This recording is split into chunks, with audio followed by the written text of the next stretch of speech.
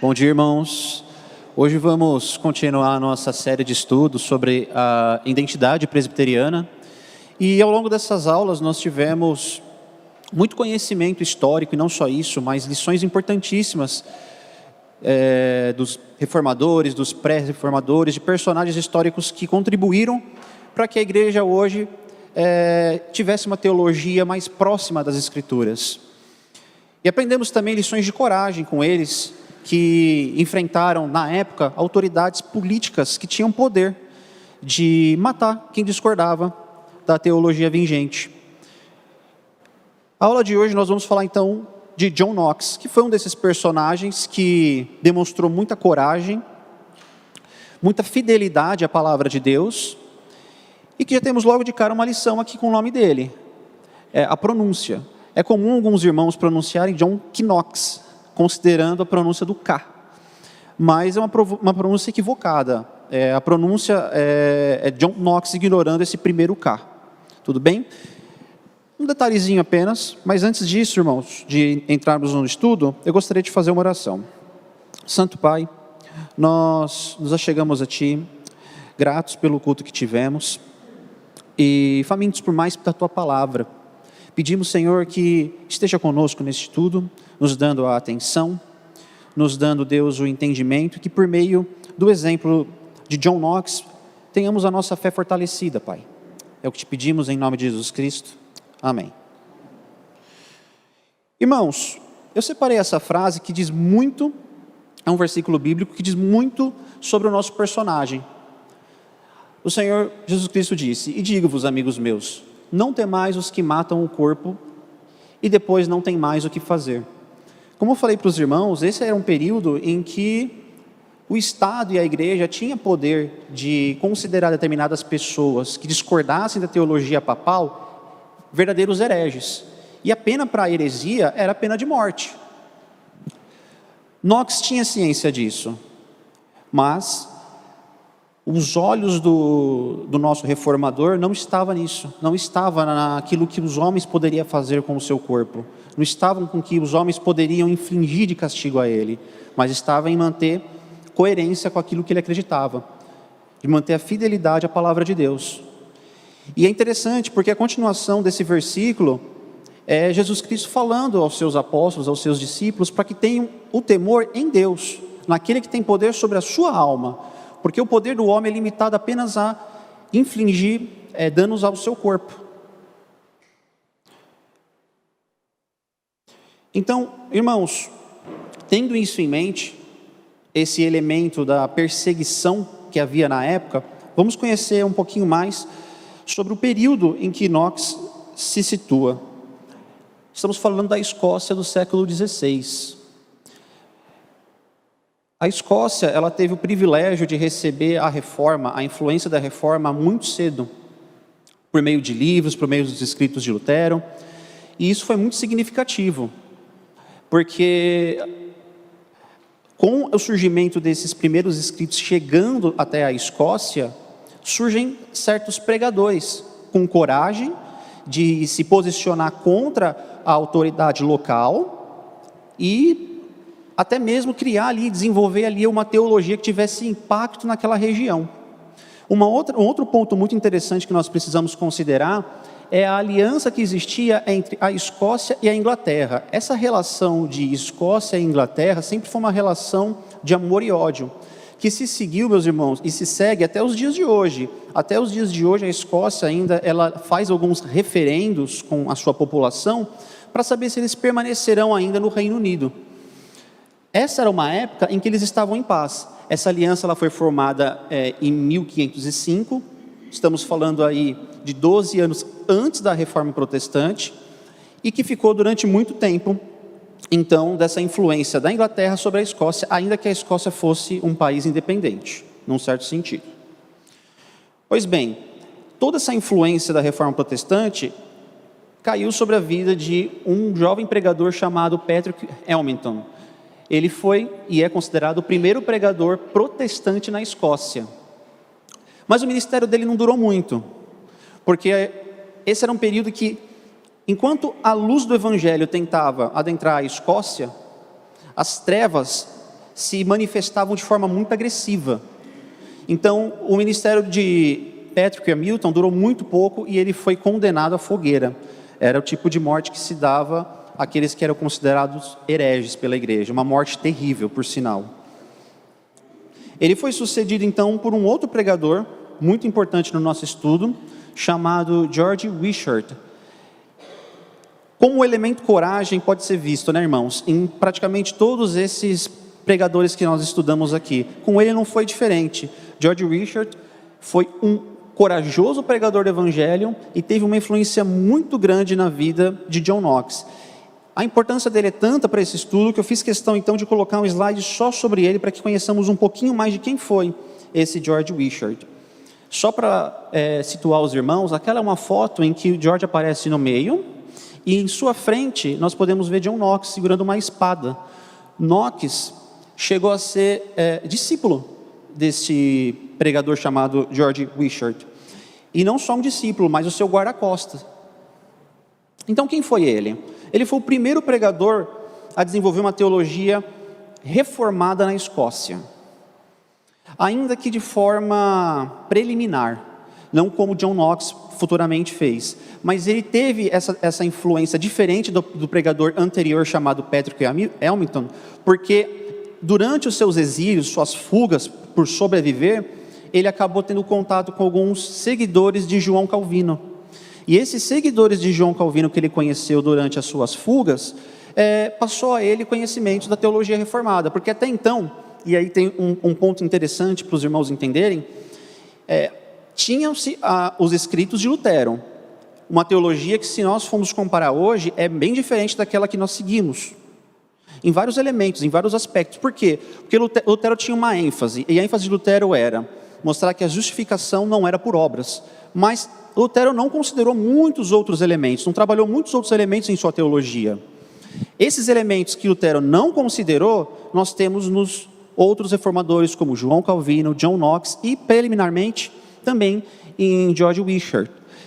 Ele foi contemporâneo de Calvino, obviamente, como havia dito para os irmãos, mas não teve o contato com Calvino, teve contato com alguns seguidores de Calvino.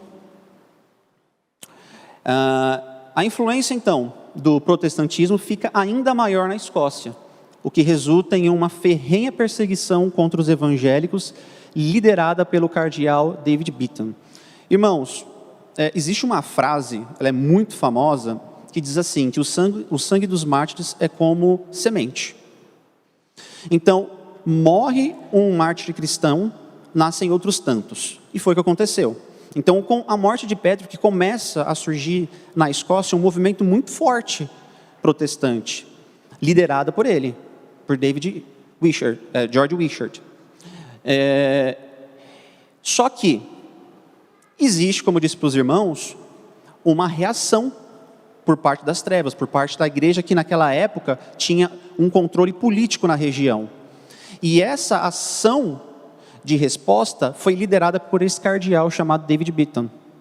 Ele era tão cruel que conta-se que certa vez ele mandou prender e enforcar 4 homens que não consideraram, que não guardaram ali, não observaram a quaresma e nem oraram aos santos. Então ele sentenciou esses 4 homens à forca, e não só isso, não satisfeito em apenas na morte desses 4 homens, ele foi atrás das esposas. E ele notou que tinham 2 esposas grávidas que na hora do parto invocaram o nome de Jesus e não o de Maria. E também mandou prender elas. Só para os irmãos terem uma noção da maldade desse cardeal e do quão sanguinário ele era. Então, temos aqui vamos dizer assim, um vilão nessa nossa história. E o nome dele, David Beaton. Que se opõe ferrenhamente a Wishart. Que infelizmente é morto na fogueira por pregar, entre aspas, heresia. Essa oposição do cardeal com o pregador George Wishart, ela foi muito ferrenha. Inclusive, é um dos motivos de Knox segurar uma espada nessa foto.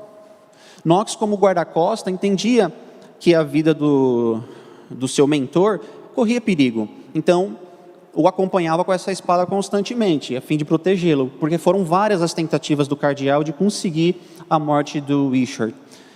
Pois bem, finalmente ele tem êxito, Wishart ele é morto, condenado à fogueira, e isso causa uma revolta muito grande. Porque, como eu falei para os irmãos, era um período em que o protestantismo estava muito forte já na Escócia. E os seguidores de Wishart, eles então pensam, nós precisamos nos vingar. E há uma vingança, há uma retaliação, há uma resposta por parte desses seguidores. Vale um parênteses, Knox não participou do assassinato do cardeal Beaton, porque não sabemos ao certo, mas fato é, ele também não discordou, ele também não rechaçou seus amigos. Vamos saber um pouquinho melhor das consequências desse incidente mais para frente no estudo, mas que vale ressaltar isso. Ele entendia que aquilo era o justo juízo de Deus sobre a vida desse cardeal, porém ele não participou, ele não teve a mão ativa como seus colegas, ok? Uma pergunta que pode surgir é, então quem governava a Escócia nesse período? Aqui tem a foto de uma das que governou a Escócia, mas o pai dela foi um daqueles contemporâneos de Patrick, chamado de Tiago V. Tiago V sempre teve uma relação muito forte com a França. E, irmãos, uma coisa que, quando nós estudamos a história da igreja, percebemos é que a França sempre foi um país muito conservador no sentido católico, muito apegada ao catolicismo e fechada à reforma protestante. Então, havia muitas famílias poderosas, católicas, na França. E esse rei se envolve com uma família poderosa, católica, francesa. No caso, ele tem um primeiro casamento com uma família muito poderosa da França, a sua primeira esposa morre, e do fruto do seu segundo casamento, nasce a futura rainha da Escócia, chamada de Maria Stuart, quem leva a foto ali ao lado, que nasce no dia da morte desse rei. Então, a rainha nasce, vamos dizer assim, a filha, a princesa nasce, e o pai dela morre. Por esse período, a Escócia ela fica sem um rei, sem uma figura masculina para governar. Quem vai governar? Tem que ser, então, a filha, a sucessora do trono, mas não tem idade. Então, a Escócia passa a ser governada por regentes. E enquanto a Escócia é governada por regentes, ela é enviada para a França para ali ser educada. Esse período em que ela passa na França, ela é educada fortemente com a teologia católica, com os valores católicos. E isso vai ter um peso muito grande no futuro retorno dela à Escócia. Então, lá na França, ela conhece o rei Francisco II, mas esse casamento que ela teve com o rei Francisco foi um casamento muito breve, não durou muito tempo. Com a morte do rei Francisco, ela então decide voltar para a Escócia para reivindicar o trono e restaurar a força do catolicismo. Então, note, havia um trabalho muito forte por parte do George Wishart, por parte de John Knox acontecendo na Escócia, mas agora temos uma oposição chegando à Escócia, que é na figura dessa rainha. Mas, claro, ao chegar lá, ela não encontra um caminho fácil para ela. A situação, o cenário está bem mais complicado. Agora temos alguém influente na Escócia, e esse alguém é John Knox. E é dele que nós vamos conhecer agora um pouquinho mais. Irmãos, quantos aqui já conheciam John Knox? Só para saber, levanta a mão aí. Quantos já conheciam, já ouviram falar? Legal. É bastante gente até. Gostei. Para aqueles que não conheciam, algumas informações, então, importantes para saber sobre ele. A primeira é essa, irmãos. John Knox foi o primeiro pregador fortemente calvinista e presbiteriano da Escócia. Então, o mínimo que os irmãos sairão sabendo aqui hoje é isso. É que John Knox, esse personagem, foi o primeiro pregador fortemente calvinista e presbiteriano da Escócia. Um resumão de quem foi Knox é esse. Ele nasce por volta de 1514, só para situar os irmãos, a reforma acontece em 1517 com Lutero, então ele nasce próximo da reforma protestante, correto? E ele veio de uma família pobre, de uma cidadezinha chamada Redington, lá na Escócia, próximo da capital, Edimburgo. Mas apesar disso, teve boas oportunidades de estudo, o que é uma coisa meio rara de se ver. Alguém de uma cidade, naquela época principalmente, alguém de uma cidade pobre ter boas oportunidades de estudo. E foi o caso dele. Ele teve boas oportunidades de estudo, Formou-se em Direito e Teologia e foi ordenado padre católico, mas não exerceu o ofício por falta de paróquia disponível. Então nós temos aqui, alguém que antes da sua conversão seguia a religião, era apegado ao catolicismo e até tentou ser padre. Só não foi padre por conta dessa eventualidade de não encontrar uma igreja. Ao longo da sua vida, ele se casou 2 vezes. A sua primeira esposa foi a inglesa Mary Bowers. Essa mulher com quem ele conheceu, lá na Inglaterra durante um exílio, e nós vamos falar mais tarde dos exílios de John Knox, era filha de uma outra mulher a quem John Knox discipulou, chamada Elizabeth Bowles. Eu não sei direito a pronúncia, mas essa mulher era uma mulher de 45 anos, viúva, mãe de 15 filhos, foi amparada no primeiro momento por Knox. E dentre esses filhos dessa senhora, ele conhece a sua esposa, lá na Inglaterra, e tem 2 filhos homens com ela. Esses 2 filhos, mais tarde, virariam pastores anglicanos, o que é uma situação engraçada até, porque Knox presbiteriano, teve 2 filhos com ela, que mais tarde se tornariam anglicanos. O que os estudiosos entendem com isso? Foi muito por conta da influência da mãe. A mãe, uma mulher inglesa, cresceu naquele contexto de uma igreja anglicana, e provavelmente foi quem influenciou os filhos mais tarde a seguirem esse destino. Com a morte dela, Knox conhece mais tarde a sua esposa Margaret Stuart. O nome lembra um pouquinho a Maria Stuart, rainha da Escócia, que nós vimos agora há pouco, e não é por um acaso. Ela tinha um parentesco distante, era um parente distante do trono mesmo. E é bem interessante esse casamento dele, porque é graças a essa esposa que nós temos muitos dos registros de John Knox. Porque ela era uma esposa que ele conheceu com 51 anos, ela só tinha 17, mas embora pouca idade dela, ela tinha muita maturidade, zelo e cuidado com o seu esposo, com o seu relacionamento com o seu esposo. Então, foi graças a ela que muito do que nós temos hoje de material sobre Knox e de Knox foi conservado e chegou aqui, certo? E a conversão, que é um outro assunto que surge também. Porque nós vimos Knox, católico. Como que se deu a conversão dele? Bom, ele teve muita influência, sem dúvida, dos ministros Patrick e George Wishart, que naquela época eram os pregadores, que mais faziam, vamos dizer assim, barulho na Escócia. Ele teve contato com eles, com a teologia deles, estava acompanhando a situação, mas é dito que a sua conversão ocorreu quando ele estava ouvindo o sermão de um padre convertido do catolicismo e nomeado capelão de um regente escocês chamado James Hamilton. Naquela época, até mesmo as autoridades, parte das autoridades estavam criando simpatia com o protestantismo. Então, um dos regentes traz para perto de si um padre católico que se converteu ao protestantismo e durante uma das suas pregações, muito provavelmente em João 17, é que os olhos do John Knox são abertos. E é muito interessante esse capítulo de João 17, que é a oração que o Senhor Jesus faz, e que ele fala sobre a vida eterna, que a vida eterna é conhecer ao Senhor. Vamos ler? João 17, versículo 3, um dos versículos que muito provavelmente foi o responsável por despertar a fé no coração de Knox. Então, João 17, versículo 3. E a vida eterna é essa, que te conheçam a ti, único Deus verdadeiro, e a Jesus Cristo, a quem enviaste. Irmãos, lembre-se, uma das perguntas chaves da reforma era essa, a vida eterna. Como o homem é salvo? O homem é salvo por meio das obras? O homem é salvo por meio de penitência? Por meio de sacrifícios que ele possa eventualmente fazer? Não.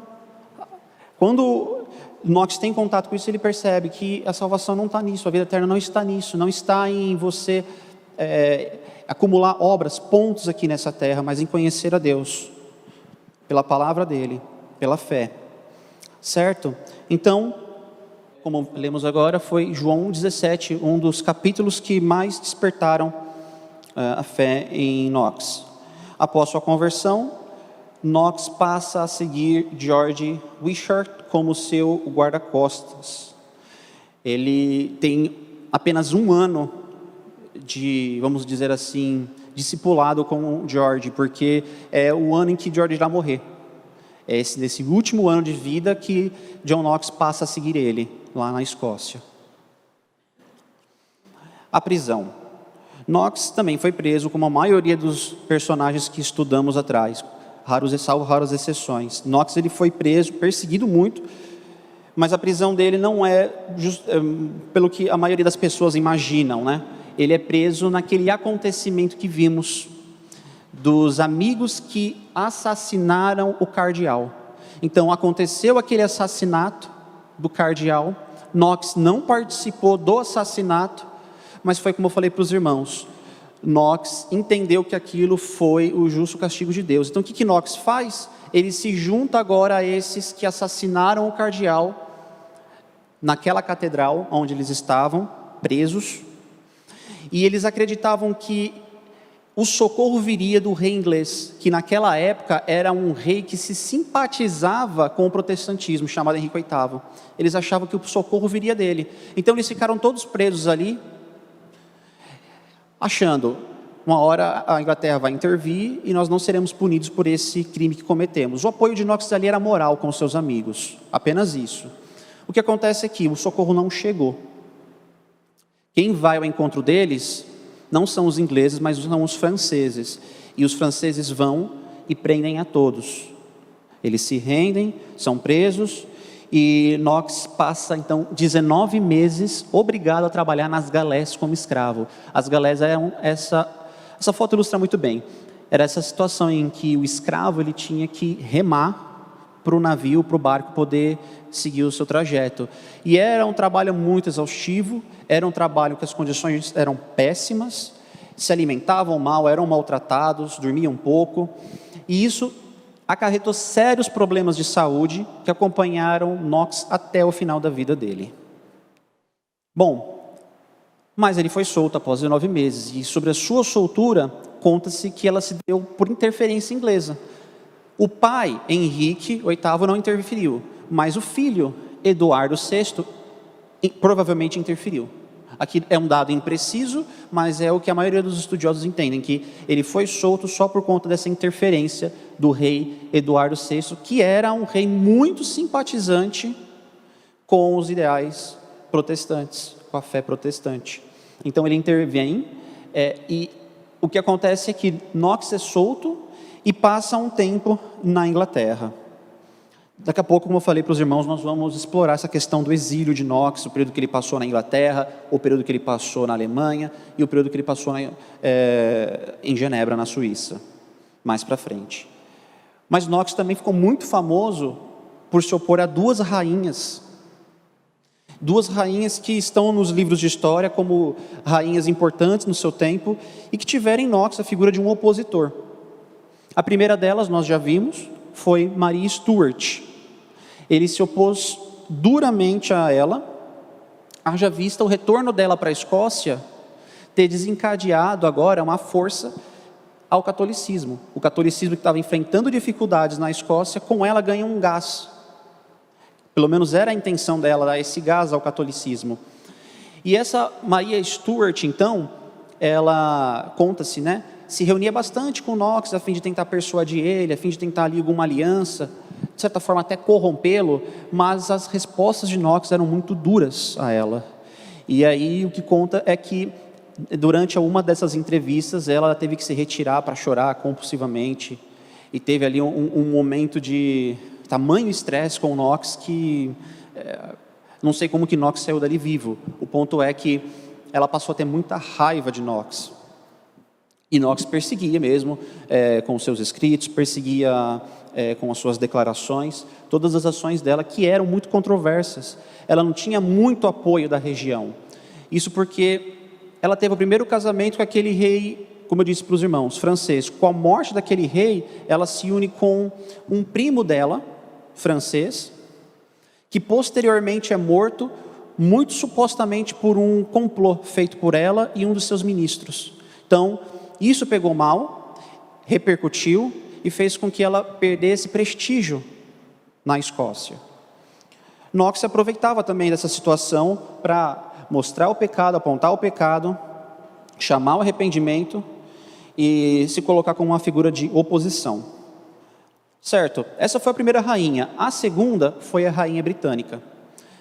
Irmãos, com a morte daquele rei Eduardo VI, um rei simpático ao protestantismo, surge sua meia-irmã, Maria I, que recebe o título posteriormente de Maria Sanguinária, por conta da perseguição ferrenha contra os protestantes.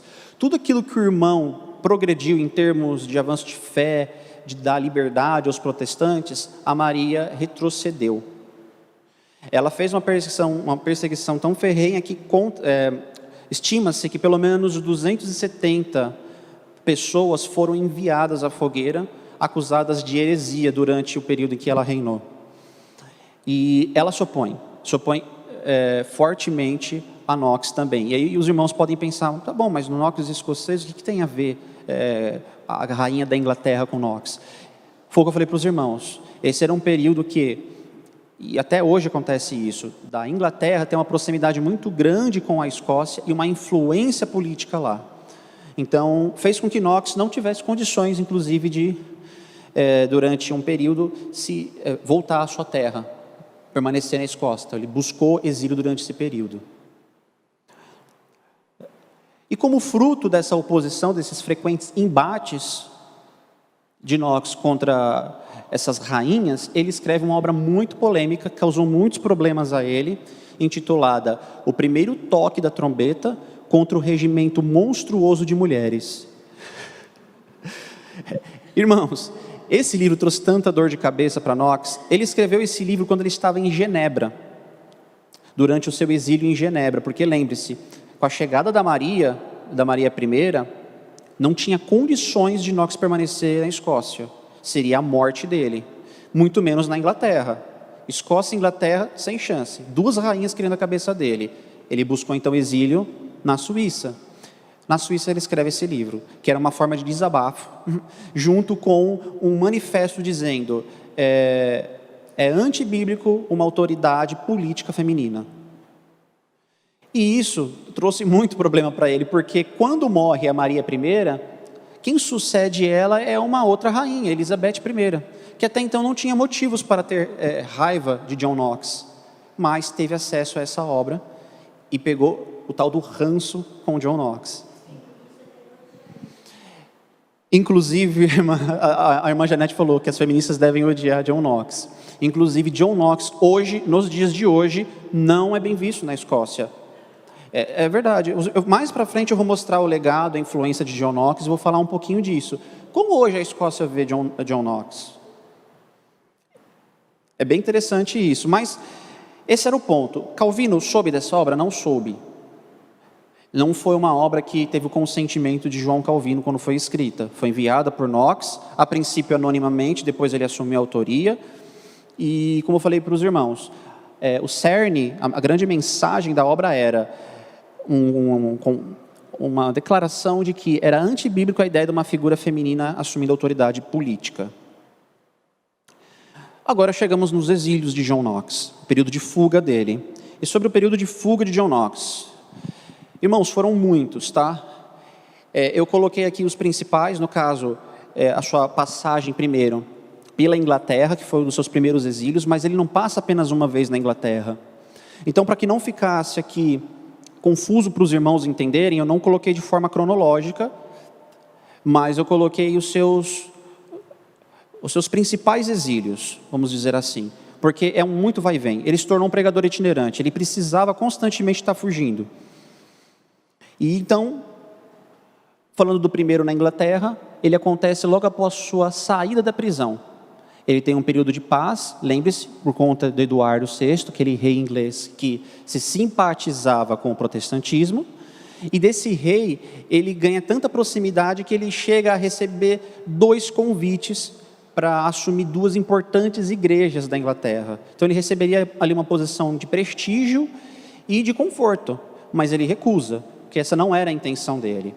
Mas ele colabora bastante também com relação à teologia na Inglaterra. Ele chega a revisar um livro famoso da igreja anglicana chamado Livro de Oração Comum. Então ele tem participação até mesmo na revisão de documentos importantes da igreja protestante na Inglaterra. Mas lá também não foi fácil para ele. Knox sempre foi ele foi um pregador muito passional, de emoções muito fortes. Ele não conseguia estar diante de algo que ele discordava de boca fechada. Ele precisava falar. E lá não foi diferente. Entre os bispos ingleses existia um que defendia que para que a ceia fosse recebida era necessário que fosse recebida de joelhos. E Knox não via base bíblica para isso, para aderir a esse costume. Então ele tem embates com os irmãos, embates ferrenhos que fazem com que ele abandone então a Inglaterra, saia da Inglaterra. Esse foi um dos motivos, não foi o único. Ele também percebia que com a morte do rei Eduardo VI, o futuro na Inglaterra não era promissor, porque com a morte dele entraria uma ferrenha católica, que já era conhecida, a Maria I. Então, a soma desses elementos fez com que Knox não permanecesse muito tempo na Inglaterra. Ele tem uma passagem, então, para a Alemanha. Na Alemanha existia uma igreja de refugiados, irmãos, uma igreja de língua inglesa. Então, ele nessa igreja de língua inglesa também arruma problema com os irmãos. Era uma igreja que reunia pessoas de todo o mundo, que compartilhavam da fé protestante e que por conta disso precisaram abandonar a sua pátria. Chegando na Alemanha, então, o que ele fez? Novamente, teve problemas com os irmãos, entrou em embates com as autoridades eclesiásticas locais, porque ele discordava da forma de governo. Aqui já entra a influência que ele teve de Calvino, porque, como eu falei para os irmãos, não está em ordem cronológica, mas entre Inglaterra e Alemanha, ele teve uma pequena passagem em Genebra.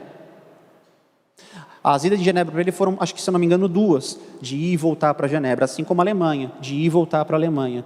Mas, com relação à Alemanha, ele não durou muito, porque ele estava discordando da forma de governo, da liturgia do culto.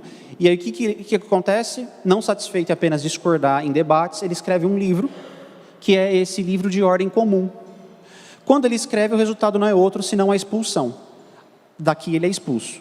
Fala, não dá mais. Se você não concorda com a gente, então vai embora. E é o que ele faz. Ele não dura muito na Alemanha, é expulso após publicar esse livro de ordem comum, um livro que defendia uma liturgia diferente daquela da igreja anglicana. Não sei quantos irmãos aqui já viram um culto anglicano, por assim dizer.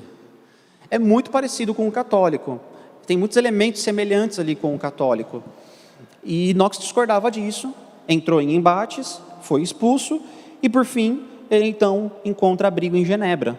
Ele passa um bom tempo em Genebra, junto de João Calvino, e foram os tempos de maior paz e aprendizado teológico da sua vida. É aqui que a centralidade de Cristo na pregação, a forma de governo presbiteriana, tudo isso é reforçado na teologia de Knox.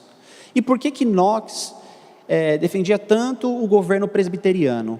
Porque Knox entendia que era muito fácil do governo intervir em um modelo episcopal, que era aquele modelo adotado pela igreja anglicana. Um modelo em que todo o poder é concentrado na figura ali do bispo. E ele percebia que essa influência era muito corriqueira, era muito comum disso acontecer. E que era antibíblico deixar com que um Estado determinasse quem seria o bispo, tivesse essa interferência. Então ele entendia que a igreja, a comunidade local é quem deveria escolher os seus representantes. E isso criou muito problema para ele, porque, irmãos, era como a maioria das igrejas estavam acostumadas na época, a ter a figura ali do bispo, do padre, de ter ali a autoridade máxima da igreja. Então, Knox, ao defender isso, ao se colocar desse lado, sofreu muito. E ele fala sobre esse período que ele passou em Genebra como a mais perfeita escola de Cristo desde os dias dos apóstolos. Foi ali um momento para ele muito bom de aprendizado teológico, um verdadeiro seminário para que, quando ele saísse de Genebra, voltasse municiado. E aí tem um ponto interessante, saísse de Genebra. Por que ele iria querer sair de Genebra?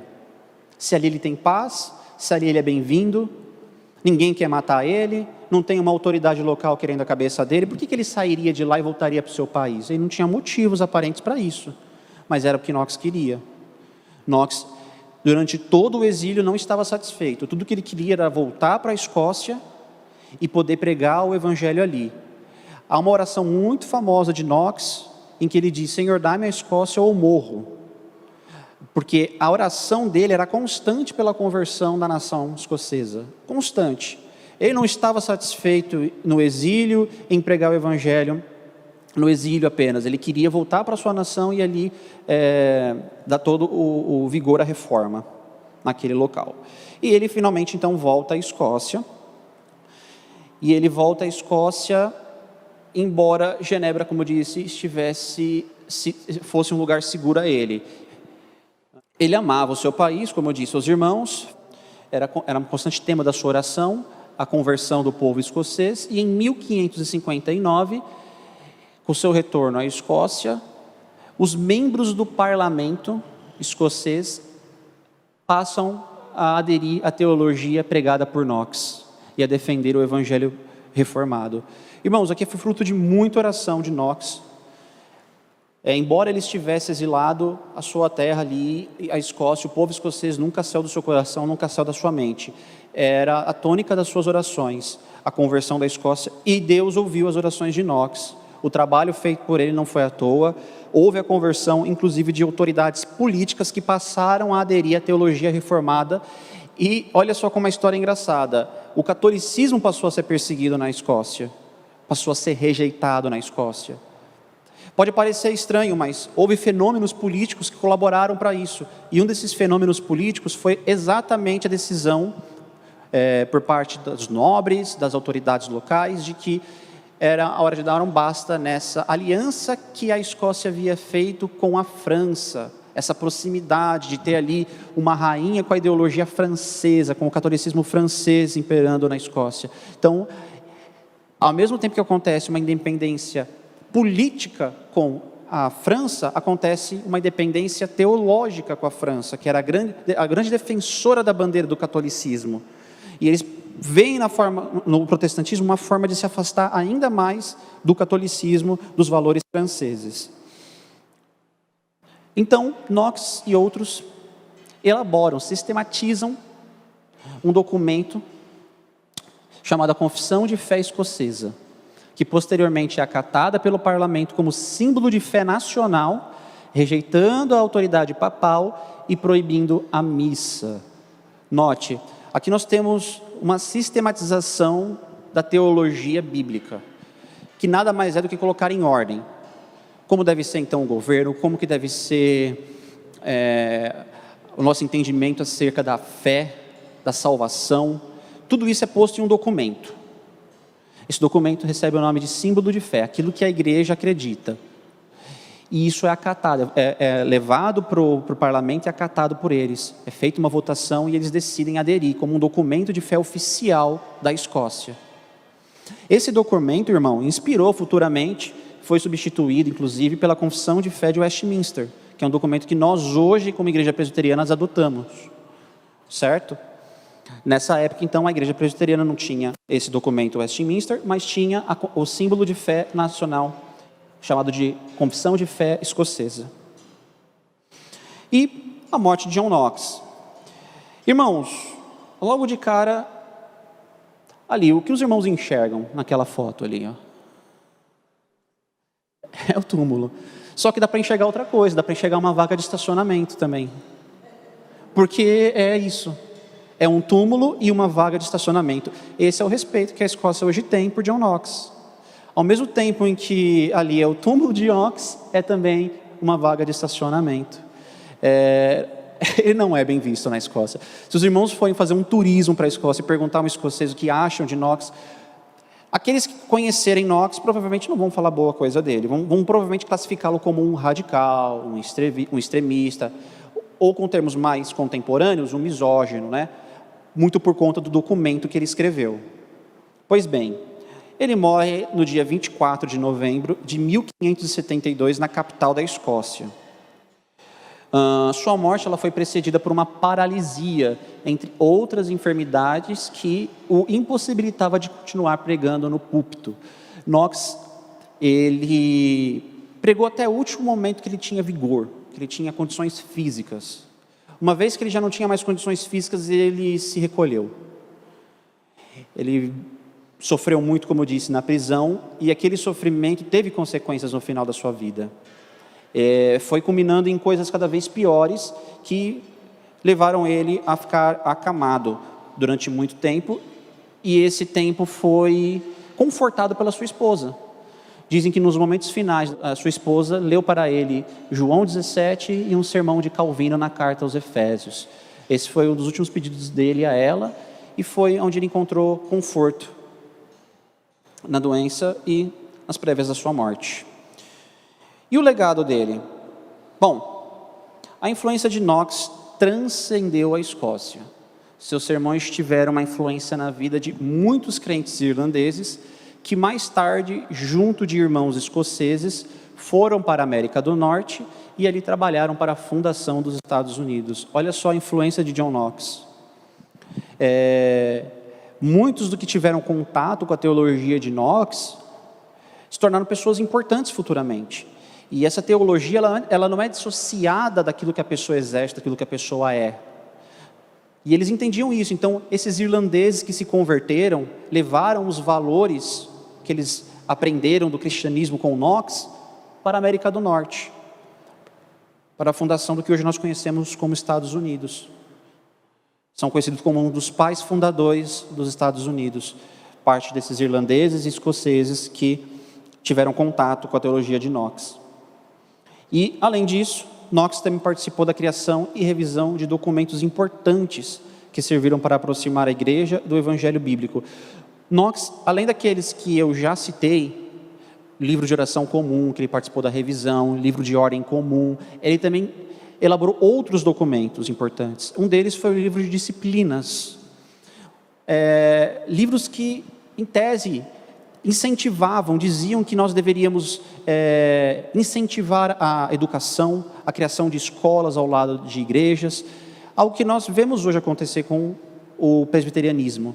A própria igreja presbiteriana incentiva isso, o investimento na educação, que as pessoas sejam alfabetizadas, que as pessoas leiam. Tem uma Mackenzie que é uma prova disso, que foi plantada junto com a igreja presbiteriana do Brasil. E Knox, então, nesses documentos tinha tanto a defesa do modelo presbiteriano, ou seja, um modelo que não concentrava o poder em cima de uma única pessoa, mas também um modelo de liturgia, um modelo de educação para as pessoas. Tudo isso foi defendido em seus documentos importantes que serviram de base no futuro, tanto para a criação de outros documentos, como eu falei para os irmãos, Confissão de Fé de Westminster, como também para condutas de muitas igrejas.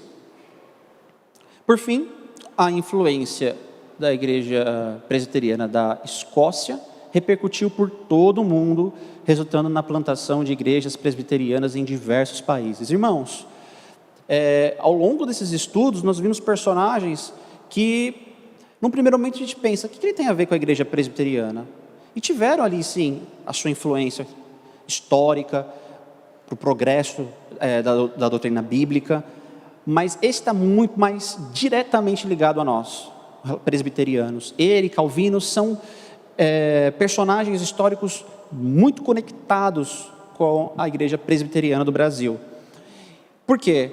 Porque foi a influência dessa igreja presbiteriana que repercutiu em igrejas presbiterianas nos Estados Unidos, que mais tarde vieram a ser igrejas presbiterianas no Brasil.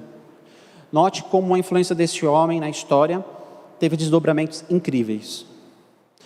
E, irmãos, só para situá-los em relação àquela imagem, eu peguei uma imagem sobre os pais, uma ilustração, dos pais fundadores dos Estados Unidos. É isso, irmãos. Basicamente é isso que eu tenho para apresentar sobre John Knox. Alguma dúvida? Interessante a vida de oração de John Knox, Conta-se que, eu acho que foi a Maria Sanguinária que disse: eu temo mais as orações de John Knox do que um exército de 10.000 homens. Sim, é verdade. Ela diz isso. Como eu falei para os irmãos, Knox teve alguns encontros com ela. Então ela conhecia Knox pessoalmente. Diferente de outras rainhas que só conheceram ele pelos escritos, ela conheceu pessoalmente. E ela via que ele era um homem firme, ele não tinha o temor ao outro homem, aquele temor de se acovardar, de se omitir. Ele se posicionava, então ela percebia que Knox era alguém bem diferenciado. É verdade, irmã.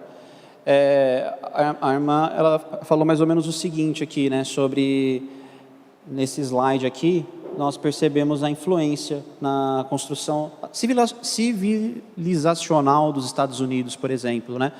E, irmãos, os Estados Unidos já foi muito mais protestante do que é hoje, assim como a Escócia e a Europa. É triste ver o que aconteceu nas igrejas europeias, o que aconteceu nas igrejas americanas, do liberalismo teológico adentrar e, por conseguinte, o secularismo. Só para que os irmãos entendam, quando nós falamos de liberalismo teológico, é aquela forma de fazer teologia que você relativiza certas verdades. Você diz, isso é limitado àquele tempo. Os milagres de Jesus não necessariamente foram milagres. A ressurreição, não necessariamente Jesus tinha morrido, mas apenas ficou ferido com os açoites e tudo mais, com a crucificação. Então eles relativizam. Isso tudo criou desdobramentos que mais tarde resultaram no ateísmo.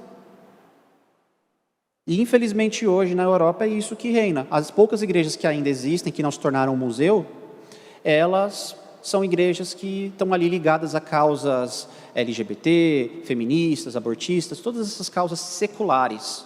Entenderam, irmãos? Então é muito triste ver o que acontece hoje. Mais alguma contribuição? Pergunta?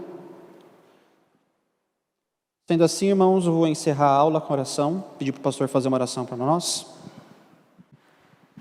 Pai Santo, Deus bendito, nós te louvamos pelos teus poderosos atos no decorrer da história. Te louvamos, Pai, porque dentro da tua providência o Senhor fez com que homens se levantassem no tempo determinado pelo Senhor para levantarem a tua palavra com fidelidade, sem temor a homens, para confrontarem pecados de autoridades públicas, civis, religiosas. E assim, Pai, o Senhor usou estes homens para que a igreja saísse das trevas espirituais e retornasse às Escrituras Sagradas. Te louvamos por isso, te louvamos porque somos herdeiros deste legado. Nós, evangélicos aqui no Brasil, ó Pai, somos herdeiros da Reforma Protestante. Te louvamos porque o Senhor usou estes homens, abrindo campos para que nós pudéssemos hoje ter uma igreja em que nós podemos adorar o Teu nome, voltados à Tua Santa Palavra. Dá-nos igual ousadia e coragem, a fim de que os erros deste século sejam também confrontados por nós, seja por nossas palavras ou pelo uso que temos das tecnologias, Pai. Que possamos anunciar a Tua Palavra verdadeira aos quatro cantos, para que as pessoas possam se voltar à Tua Escritura e serem libertos, Pai, de legalismo, de doutrina dos homens, de enganos que têm sido propagados por meio da religião. Dá-nos então fidelidade, coragem, ousadia, usa-nos como instrumentos do Senhor. Te agradecemos pela vida do Eduardo, Teu servo, a capacitação que o Senhor tem dado a ele. Continua, Pai, abençoando, dando crescimento cada vez mais ao Teu servo, abençoando a sua esposa, a sua família, para que ele continue firme nos Teus caminhos. Abençoa-nos no dia de hoje, fica conosco, é o que nós pedimos em nome de Jesus. Amém.